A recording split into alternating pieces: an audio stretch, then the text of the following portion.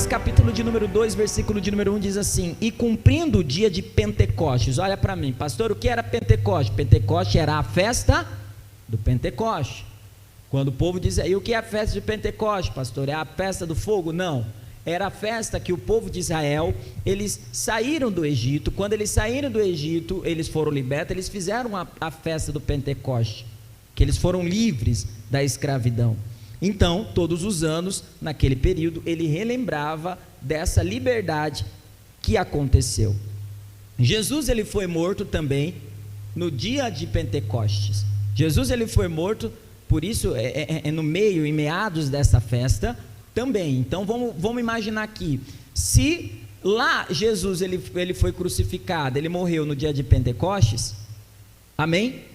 Agora nós já estamos no dia de Pentecoste. Então, teoricamente, temporalmente, passou-se um ano da morte de Jesus.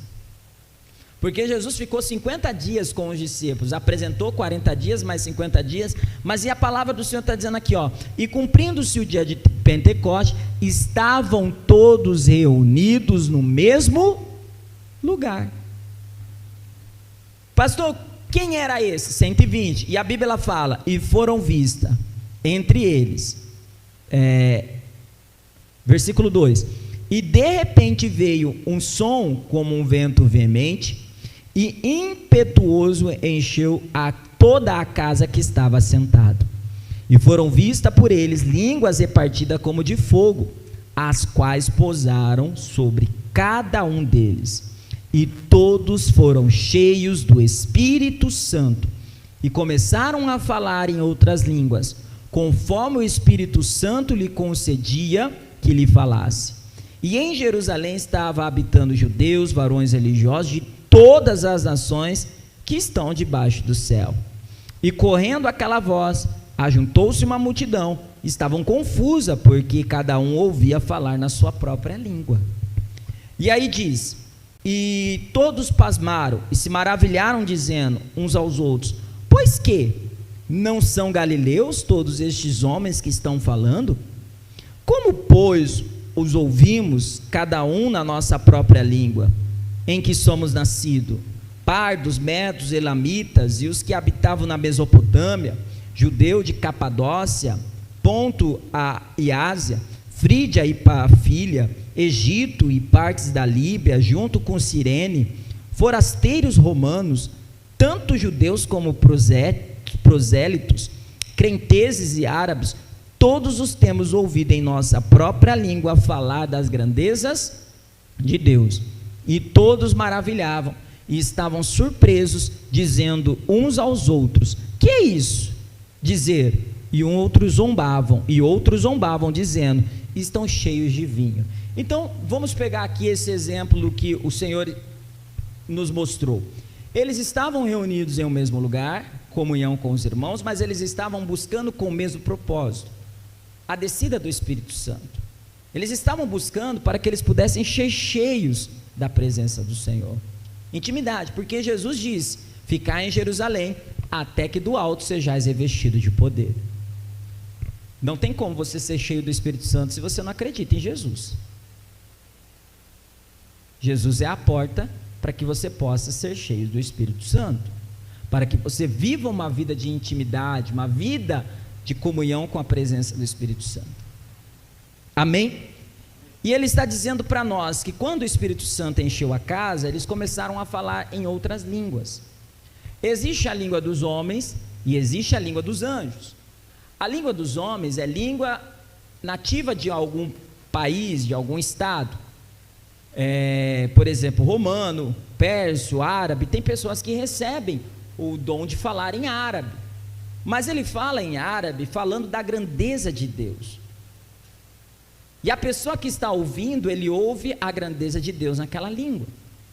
Mas um ponto importante que nós temos que guardar aqui, versículo 13, e outros zombando diziam, estão cheios de vinho. Entende, irmão?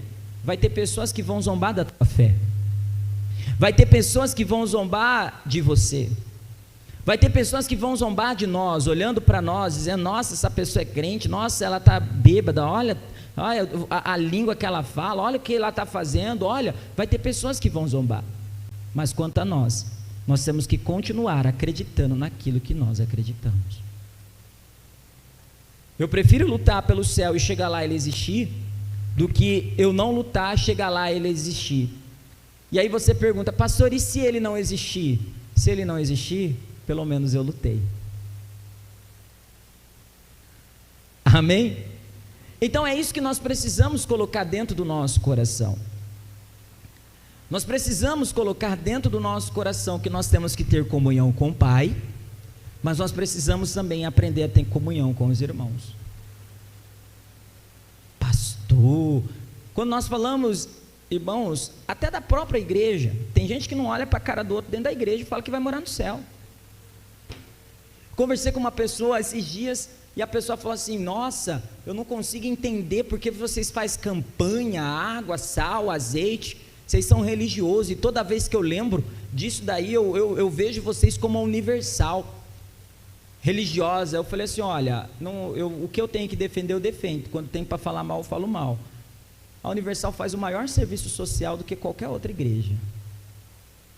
Faz os trabalhos das cadeias. Agora, eu já vi pessoas sendo curadas através das campanhas. Será que nós somos religiosos, ou o teu entendimento ainda é pequeno diante daquilo que Deus quer mostrar para você? Então Jesus era um religioso, porque Jesus cuspiu no chão, fez um lodo e passou nos olhos do cego. Então Jesus era religioso, porque Jesus mandou se lavar. Então, mas Jesus era o Filho de Deus. Entenda, irmão, Jesus ele veio como homem. Ele tinha a divindade, ele era o Filho de Deus, mas ele veio como homem, ele despiu da sua glória, como diz Colossenses. Ele veio mostrar para nós que nós também podemos ter comunhão com o Pai. Ele veio rasgar o véu que era contra nós, que nos separava de Deus, que estava à disposição só dos sacerdotes. Amém?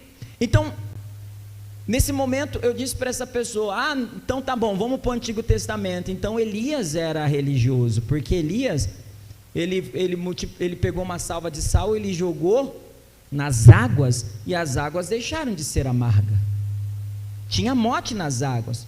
Então Moisés era religioso, porque Moisés pegou um cajado da mão de Deus, e ele bateu numa rocha, pum, e a rocha saiu água. Então Moisés era religioso, tão religioso que ele conversou com a rocha, e a rocha saiu água. Então Moisés era muito religioso, porque uma fumaça seguia eles e cobria eles. De dia, uma nuvem de dia para cobrir, e à noite uma coluna de fogo. Então você não acredita na Santa Ceia, porque a Santa Ceia simplesmente é você comer um pão e beber de um suco, dizendo que é o corpo e o sangue de Jesus. Que isso, pastor? Pois é. Ou também, vamos pegar Elias, que mandou Naamã mergulhar 7 vezes em um rio poluído. Se isso não for fé, irmão, se isso for religiosidade, para gerar o milagre, a cura e a salvação para alguém, eu prefiro continuar fazendo isso. Porque eu disse, muitas pessoas elas olham para a aparência, mas elas não querem ver a essência. A pessoa olhou para mim e disse: pastor, se o senhor tem muita dívida, então por que o senhor está pregando prosperidade?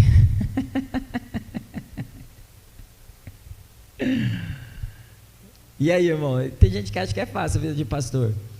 Eu disse para essa pessoa: porque eu não prego a minha vida, eu prego a palavra. E eu tenho a certeza que o Senhor quer nos ensinar alguma coisa. Ele é o Deus responsável, Ele nunca deixa eu faltar. E eu não vivo por matéria, eu vivo pela palavra.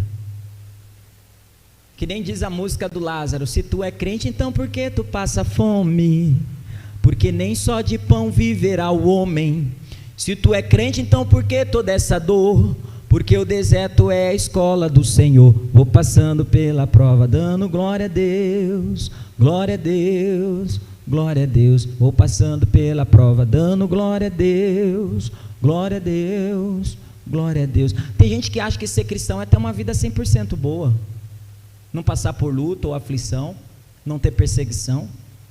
Irmão, se você é um tipo de cristão que acredita assim, eu te digo uma coisa: você não está no evangelho. O evangelho que estão pregando para você não é o evangelho de Jesus Cristo. Pode ser um evangelho segundo kardecista, aramista, barista, mas não é segundo Jesus. Porque Jesus, no Sermão da Montanha, ele disse: bem-aventurados aqueles que choram, porque eles serão consolados. Jesus, no Sermão da Montanha, ele disse: bem-aventurados quando injuriares acerca do meu nome. Ele disse: bem-aventurado aqueles que vos maldizerem, ou bem-aventurado aqueles que vos perseguirem. Bem-aventurados pacificadores, porque deles é o reino dos céus. Jesus, ele disse aos discípulos que nós seríamos perseguidos por amor ao nome dele. Muitos lá atrás, irmão, foram jogados na cova dos leões. Muitos lá atrás foram jogados, foram crucificados por causa do evangelho. Teve muitas pessoas que passaram por dificuldades financeiras, dificuldades na sua vida, mas eles não negaram a sua fé. Isso não é uma história longa. Nós temos aqui na China muitos cristãos sendo perseguidos. E se nós não tomarmos cuidados, irmão, as faculdades querem implementar um socialismo. O socialismo é a preparação para um comunismo. Eles querem implementar na mente das pessoas: não, o comunismo não é um bicho de 7 cabeças, como dizem aí, para aqueles que vivem nele, não, mas para nós que somos cristãos, sim, porque a última muralha do comunismo é o cristianismo. Que isso, pastor? E eu não consigo imaginar, mas existe, que tem cristão que apoia o socialismo e o comunismo. Pastor, mas o que? Se você pegar o princípio deles, irmão, é matar, é destruir, é acabar. Mas o que nós precisamos entender, irmão? Nós precisamos entender que esse mundo não é nosso, que nós estamos aqui de passagem, mas nós temos que cumprir a nossa chamada com excelência aqui nessa terra, ao ponto de fazer que nem o apóstolo Paulo: combati o bom combate, acabei a carreira e guardei a fé. Tem pessoas que nem combateu o bom combate da fé e quer desistir sem lutar. O não é o final. Às vezes você recebe o não de Deus, você recebe o não de alguém, não é o final, irmão. O final é quando nós estivermos diante de Deus e Ele julgar a gente pelas nossas obras, aquilo que a gente fez ou aquilo que a gente deixou de fazer. Não é porque nada está dando certo na tua vida que você tem que desistir. Não é porque deu errado hoje que você tem que parar. Não é porque você chamou alguém para a igreja e esse alguém não veio para a igreja que você fala: não vou chamar mais ninguém.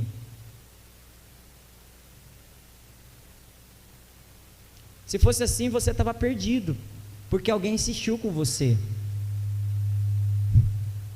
alguém orou por você, alguém jejuou por você.